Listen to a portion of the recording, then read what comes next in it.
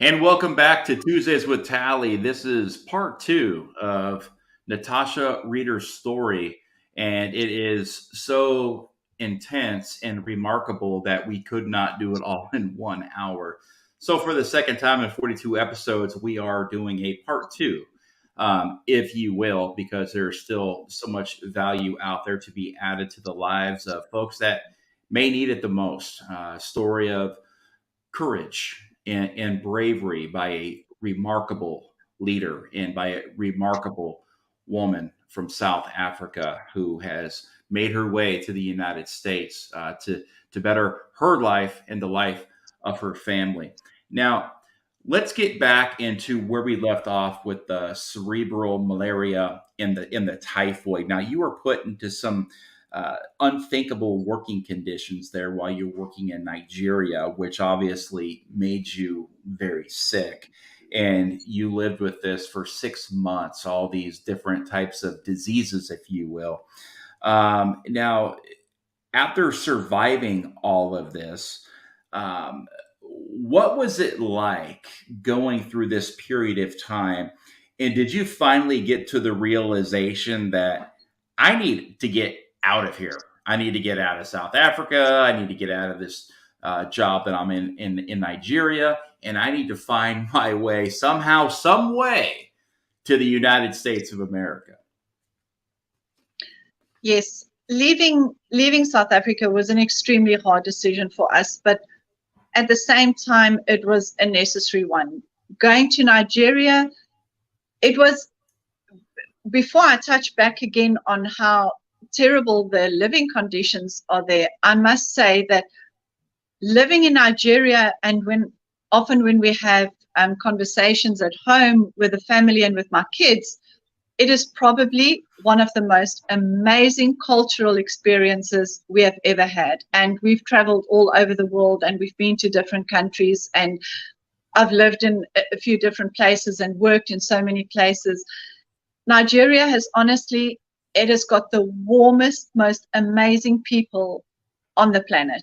And we have in America met so many Nigerians here. And if you ever have the opportunity to sit down with someone, it is truly where these people come from. Their history is amazing. So for us to live there was exciting, but it was heartbreaking to the core. These people live with the most of basics. The guards that were assigned to guard the compound where my family and I were living, they lived in maybe a 9 by 9 foot square little room. They're not allowed to have mattresses, and they just sit there all day and all night. Every second evening, we used to feed them, and I would cook them a meal, and I would cook a bag of chicken and rice for them. And they would say, okay, and the next day I would get there, and why didn't you eat the food? And they say, no, we'll keep for the week and for next week. I said, please, you can't keep the chicken. You need to eat it. That is how sad it is. These people just don't get that kind of food. It is poverty. I was safer walking in the streets of Nigeria at night from my compound to the shop, with people living on the street, people in the most inhumane conditions you can think of. I felt safer and more protected walking in the streets there than I did in South Africa. And that said a lot. However, to try and make a living there from a business perspective, you're dealing with a whole different dynamic. You're dealing with a whole different type of individual. You're dealing with people with different kind of agendas. So your whole business dynamic shifts, and you have to have an entire paradigm shift in your mind to understand what you're dealing with. And that is what made it dangerous. So when I got sick, yes, ended up in a Turkish hospital, thankfully, again, to the medication and so many doctors from all over the world there, I got cured, got it 6 times, got malaria 5 times. And yes, round about the end, I said to my husband, you know what, this is just not worth it anymore. And if we get into the point where I now have to help facilitate the money laundering and pilots flying without licenses and aircraft unsafe for flight. I think we need to get to the US. So for me to get to the US, my oldest son had to turn 21. Unfortunately, immigration rules, as you know, is extremely difficult in America. It's not easy for anybody. You have to have a very defined path to immigration to come here. And ours was a family-based visa. And my son had to turn 21 first. And in the year that we went to Nigeria, thankfully, he turned 21. So we stuck it out there for a few months. I was hoping to complete a 2-year contract there, but due to circumstances and for obvious reasons, that wasn't going to be possible. So that was our path to the US. We sold absolutely everything. We left nothing in South Africa for us to go back to. We made the decision to leave and go make a life somewhere else, be it America, be it Europe. We would have found it a way. My children didn't want to go back to South Africa, and all their friends and family is there. And my son that was in America already, he didn't even want to come visit in South Africa. So, and that said a lot. My siblings were separated for almost 3 years with not seeing each other. My daughter hadn't seen her brother for 4 years. So as a family, it was extremely challenging. It was really, really difficult. And so the decision to come here was both hard and easy. And when we got here, it's like, okay, what now? Mm-hmm. Yeah, there was, something stayed with me when you were feeding the poor of Nigeria. You would take it upon yourself to go out and do some good deeds and make some chicken and some rice and feed these folks that were hungry, that were starving. And the sad thing about it is as if they were like an animal, like a dog, a hungry dog. You feed a hungry dog and he won't really eat the food, hide the food so they can come back to it so they can ration it. They're trying to ration this for as long as they possibly can, but by doing so, that chicken is going to get bad.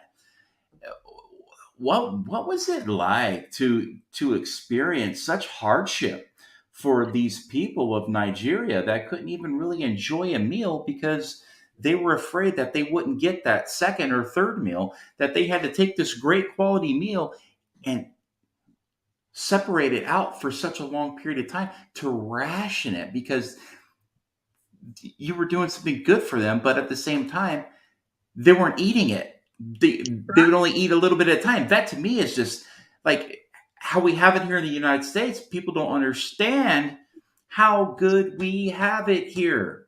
And when No, folks I complain don't. about it, it's just it bamboozles me in a way that, like, guys, you don't get it. Like, you don't understand what life is like in other parts of the world.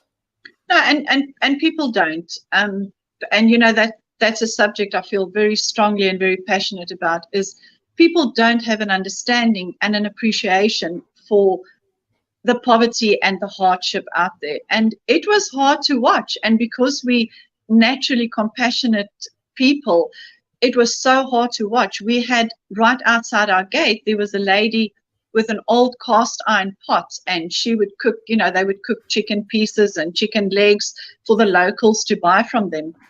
With a 2-year-old little girl in the morning, and she would sleep next to the pot, and she would like have her meal there and play with a little toy. So we went out one day and we bought her some toys to play with and a blanket to sit on so she doesn't sit on the dust cry. And in the mornings when I got ready for work, I would pack a little sandwich for her and a little water, and I would leave it with her in the morning. And one morning we drove out there and we were just in such a hurry. I needed to get to the airport. I had a VIP flight coming from Dubai. So I needed to get to the airport as soon as possible, and I didn't have time to make a sandwich. And my driver drove me that morning, so I was in the back seat. And we looked out, and he said to me, "Madame, look at the back." And when I looked out the back window, there was this little 2-year-old running up the road, running to after my car because I forgot to give her her sandwich that morning. And it is a hard thing to watch. And the first time I fed my staff at work, their main, it's called jollof rice. A lot of the Nigerians that may be watching will know it's a very spicy rice. That is a big staple feed for them. So I had to learn to make jollof rice, and I used to take it to work for my staff so they can eat during the day, because I just believe that if they eat better, I could increase their productivity levels, because they're lethargic, they're tired, the heat gets to them. Although they're accustomed to it, I just felt that if I feed them properly, we could develop even a more respectful situation, and I could help them to be physically stronger to do the work. And I got a letter from my boss threatening to terminate my contract because I was feeding them. So those are the realities we're dealing with. It is really hard to watch. Corruption is it is unimaginable. You just cannot imagine what goes on. And on ground level, people work for free. People work for a plate of food once a week. That's what people work for.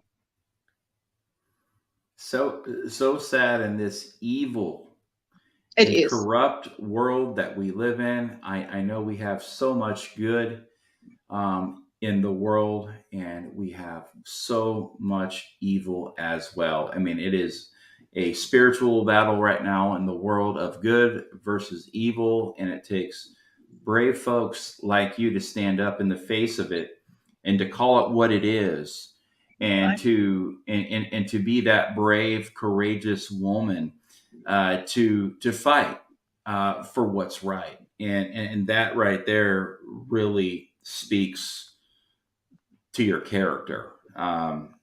Just so inspirational. Now we leave. We're getting out. Okay, we're getting out of Nigeria. We're getting out of South Africa. We are getting out, and we are making our way to the United States of America. The corruption was too much. The corruption was so immense. The threats on your family, the attacks, the attempted kidnappings, all of this. You said we're out, and you come to the United States of America. Describe that day you got here. We've been very privileged over a few years to travel to the United States for vacation, and every time we come here, like as you see in the movies, for us, it's bigger, it's better. We didn't have a bad life in South Africa growing up. We had everything. We've got amazing friends and family. But when things started changing and the tide started changing a little bit, and the decision was made to come to the US, and when my son made it possible with a family-based visa, and we made that final decision, we had to sit down with the kids in Nigeria, with my daughter and my middle son, and we had to say to them, look, we're going to make the move to the United States, but when we arrive there, what each of us can carry in our hands, that is what we own at that time. We will be arriving with suitcases and nothing else. The kids were up for it. I have raised them very resilient. I've raised them very grateful for what they have, and I thank God every day for what I have in my children and the way that they looked at this venture that we were going to go on. For them, maybe an adventure, for us, a venture. And at this late stage in our lives, it was a very big decision to make.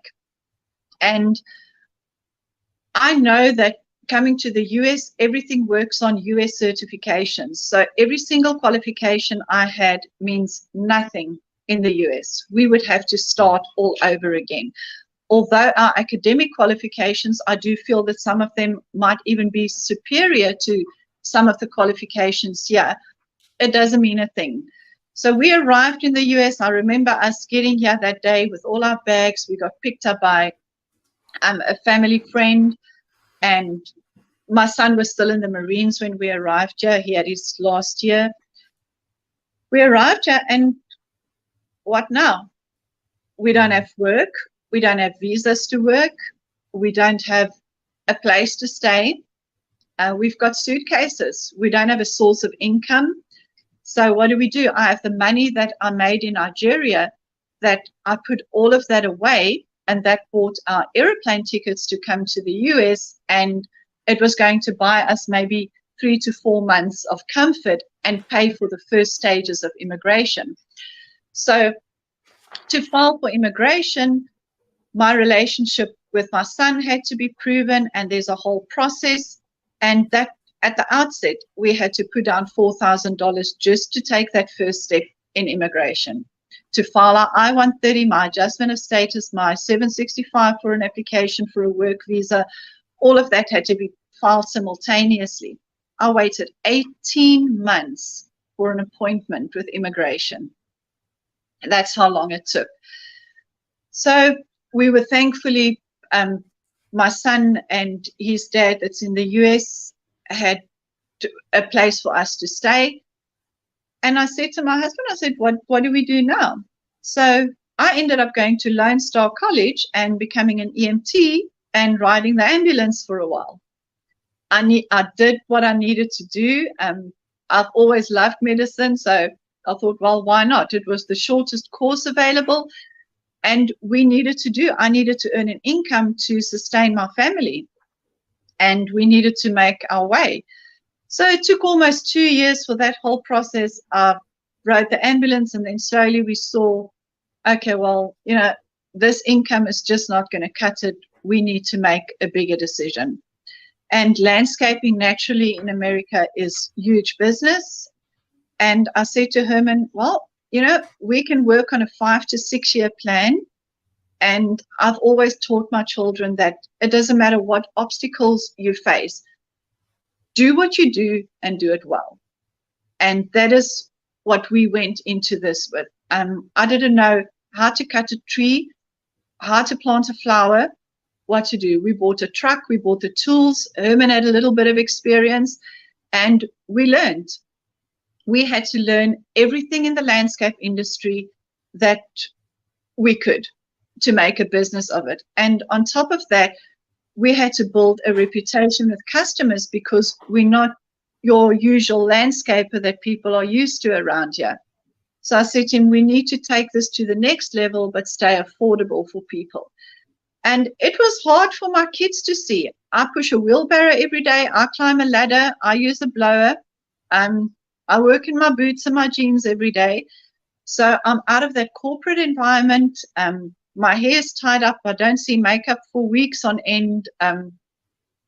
It was, it was such a nice experience for me when this all started, because once again, I had to draw on everything that the aviation industry taught me. I had to draw on my leadership abilities. I had to draw on my perseverance, everything that I got taught over the years. Once again, the sum of all of that gave me that survival package that I needed to make sure that my family have a future in the US. And we know that this is going to be something that's still going to demand of us probably for the next 2-3 years. And do we just do landscaping? No, you've seen on Facebook, we give back to the community where we can. And a lot of the times it is so sad for us as a family to sometimes sit back and see that people interpret those efforts as arrogance, or that they interpret it as, oh, you just want to, I remember once we got told that, oh, you just want to be the king and the queen of the neighborhood. And it's nothing like that. Once people understand your story and where you come from and why you are where you're at, there should be some understanding and graceful understanding for how some people really, really just work hard for where they want to be. And if anything comes out of this podcast, I hope that that is what people draw from, is the strength and the perseverance and your end goal. We're not here, nobody is better, nothing is beneath me. And I think if you've seen on my Facebook page, I posted a beautiful poster yesterday that said that if it's beneath you to serve, it's going to be above you to lead. And that is really profoundly stuck with me. And that is what we've based our lives on, is we give back. Herman and I have been involved in giving to orphanages and making food. We also owned a small restaurant in South Africa, and all of the food wastage and everything went to orphanages. We would go make purity for the babies. We would donate that. And we still do that. Yeah, Thanksgiving, I make my kids go with us to downtown Houston to go and feed the poor every Thanksgiving. We don't sit around our table at home. That's what we do. And every year, Christmas, we bring Christmas to the community. And we don't do it. We don't put up these lavish events because we've got a lot of money. We take the money that we have that could possibly go into our savings, and we give back to the community because that's just what we believe in.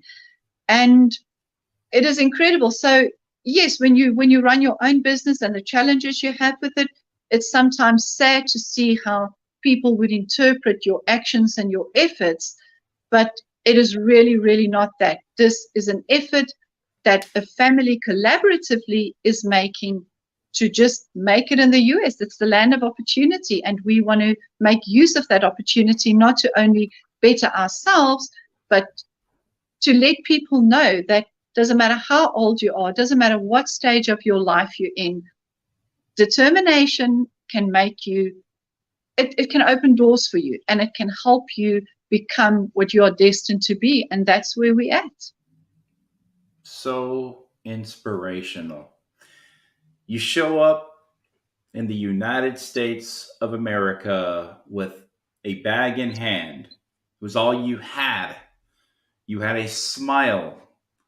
You were expressing gratitude to be in a place of freedom and safety and peace, and have that love and have that joy.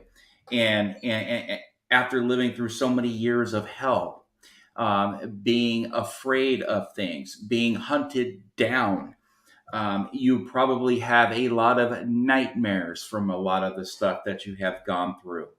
In Africa, you were somebody. Ph.D., aviation expert, a pilot, a writer, a journalist. You were at the top of your game.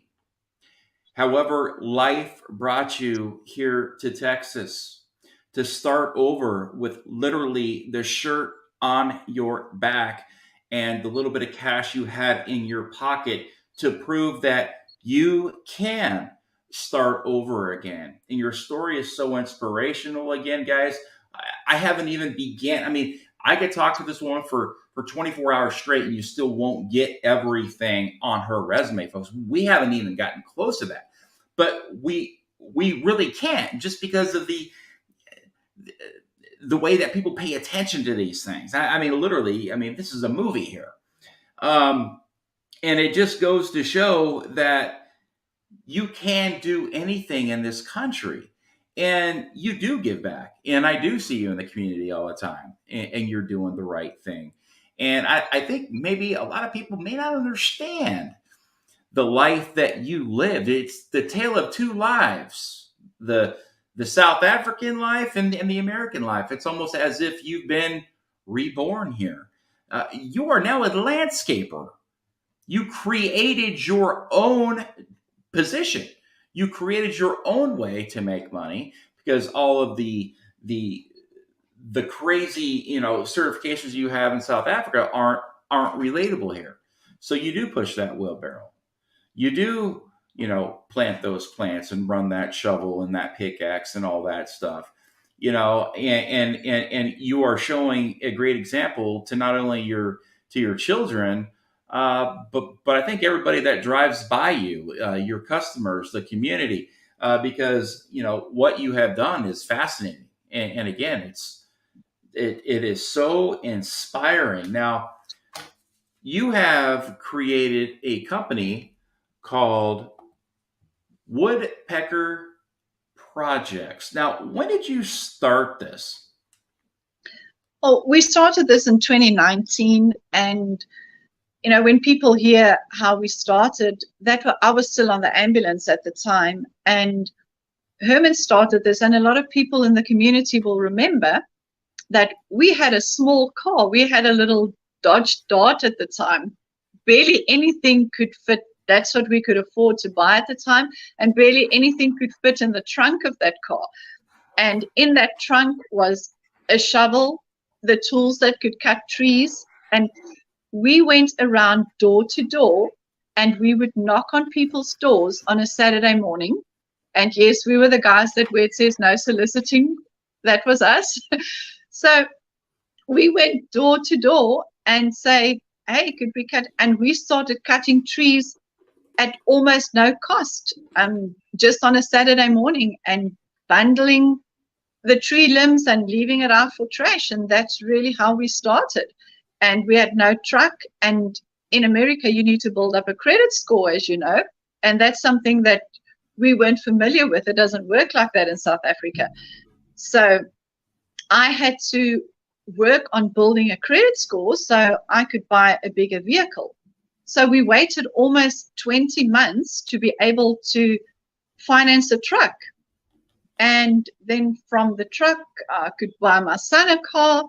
And that's just how things started evolving. And we just made a conscious decision. I said to him, and you know what, we need to take what we know from a business perspective, and we need to apply it to what we want to do. So if we're going to be a landscape business, we need to be the best landscape business there is.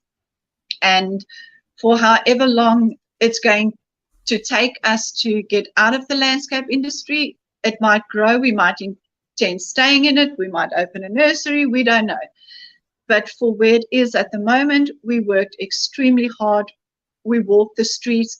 Before we had the car, my husband could put his pride in his pocket. His first wheels in America was a bicycle. And that's how he got around here. And we didn't even have a car at that time.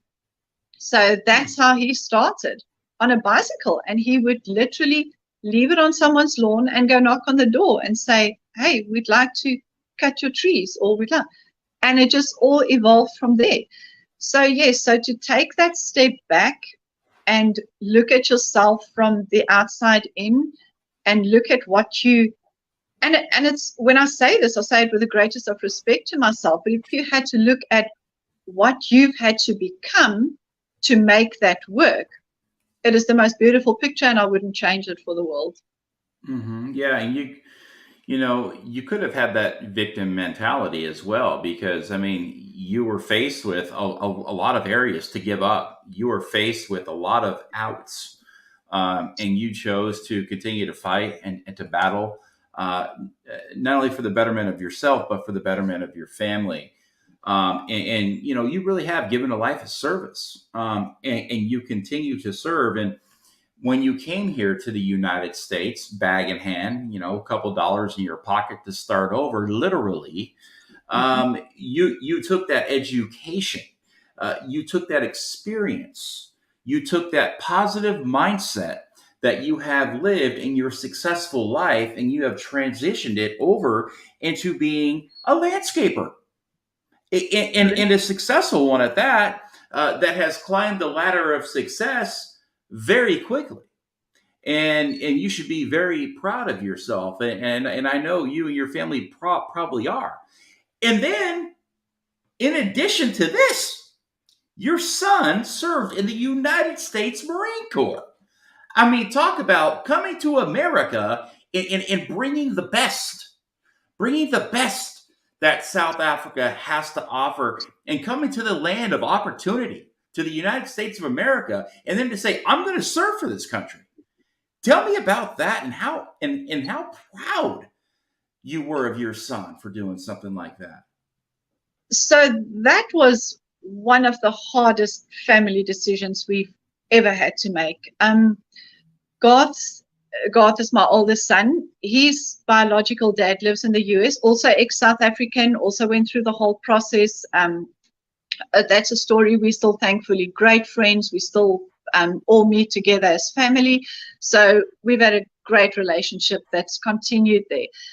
So when Garth started high school in South Africa, he just wanted to join the military. That's just been his mindset always. And South Africa doesn't offer anything like you do. And he came to me one day and he said to me, Mommy, I want to go to the US and I want to be a US Marine. I said to him, well, guess what? You can't. You're not a American citizen. We don't have a path to immigration. So it just can't happen. We put him into high school, and his dad by that time had just got his green card. So Garth still didn't have anything that could secure him a future to become a Marine. So he said to me, Mommy, I want to try. And I said to him, we just can't. And we waited. My ex-husband got his green card, and he said to me, look, let Garth come here, let him come and stay with me, and let's see what happens. Now, I have another middle son and I have a daughter, and I was a single mom for a while and control freak. I raised my kids, so to the mere thought of letting my son go to the United States was just unthinkable. And he came to me and he said to me, Mommy, he says, I really want to go to the Marines. We sat down, I cried my eyes out. I said to him, okay, I'll tell you what, I'm going to let you go. We will find a way for you to serve. We don't know how. We don't know how this is going to work when you get there. Daddy will try what he can on that side. We don't know how this is going to work, but I need you to know that if there isn't a path for you, you need to come back home. And he said, let me go. He started grade 9 at the Woodlands campus. And with his 18th birthday, he came out to South Africa. That boy fought through, I cannot even begin to tell you. If you think my fight was determination, that was unbelievable. He came out to South Africa for his 18th birthday. He left when he was 13. His siblings hadn't seen him since then. Came for his 18th birthday, and while he was at his 18th birthday at us, his green card got couriered to him. He entered the United States on a green card, finished high school at the Woodlands High. We came out for his high school graduation, and he said to me, I would like to go to the Marines. I said, well, you worked for this, make it happen.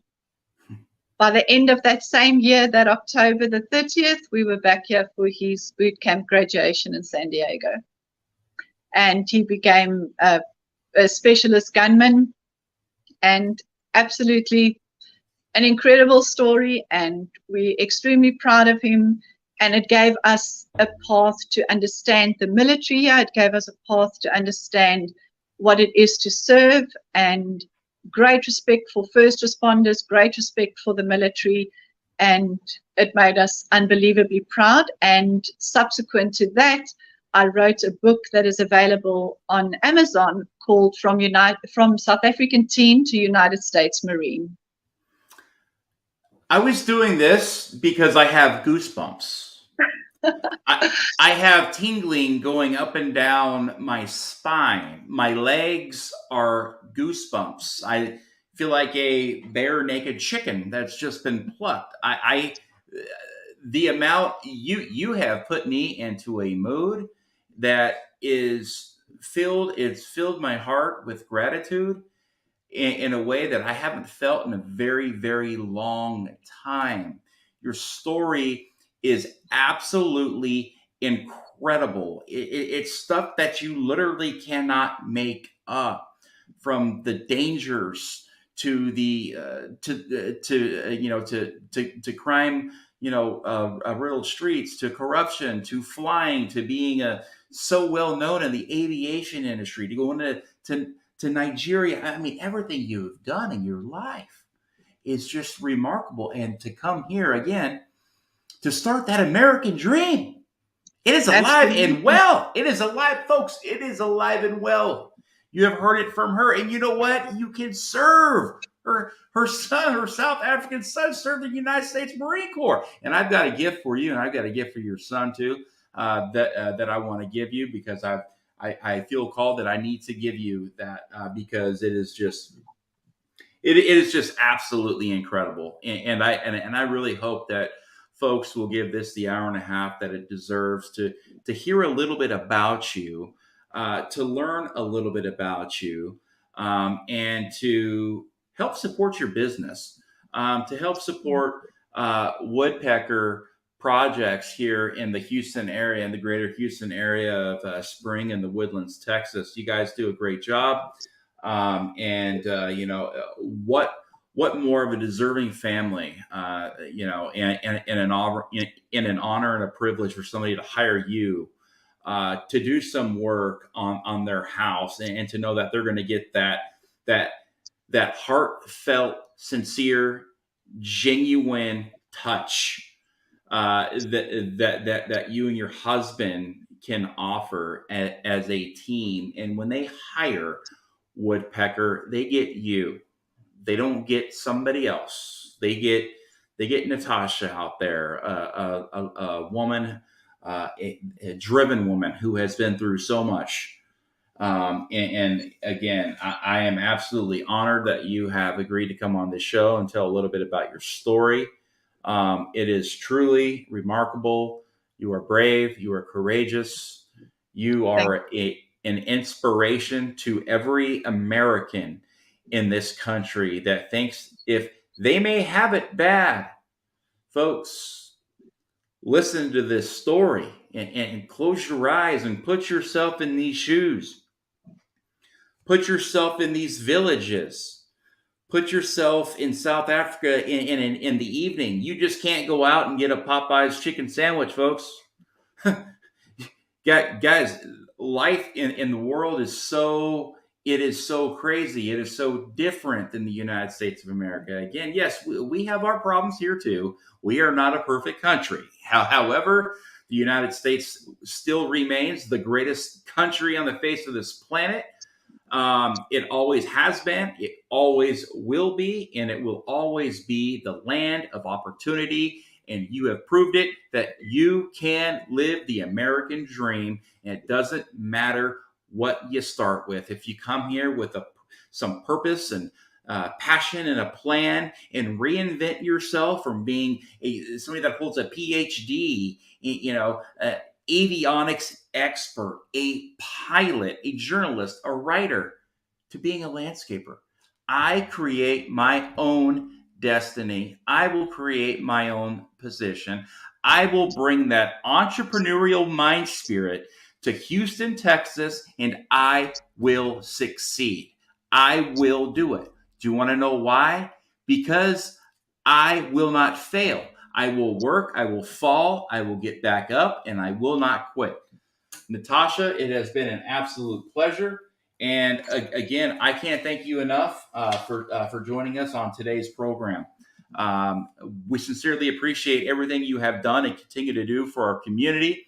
And what you have accomplished and been through is a true testament to how strong and courageous you are.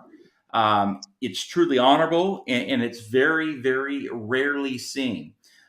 You should be very proud. Thank you, Tally. Thank you for the opportunity. And yes, we just get up every day, and like you say yourself, there's only one way to make things happen, and that's through yourself. You need to take that step in the morning. Doesn't matter how hard it is to get out of bed some days. You've got to get out of bed. You got to get up, make that bed, and just tackle the day. That's what I say right there. If you get 1% better every single day, get 1% better than you were yesterday, you will find yourself living a life of gratitude. You will find yourself succeeding in life. It doesn't come all at once. It takes a lot of baby steps. It takes a lot of 1% to get to where you are today. It takes a lot of 1% to make that baseball team, that football team, to accomplish perhaps joining the United States Marine Corps and getting through boot camp, or getting through 4 years of college, folks. It's the journey that we cannot forget to live, and to really make those lifelong memories, and to remember everything you have been through, and to work toward that one common goal, and that is to win and to never give in, and always stay in the fight. Folks, until next time, for Tuesdays with Tally, this is Brian Tally. Good night, Semper Fi, and God bless.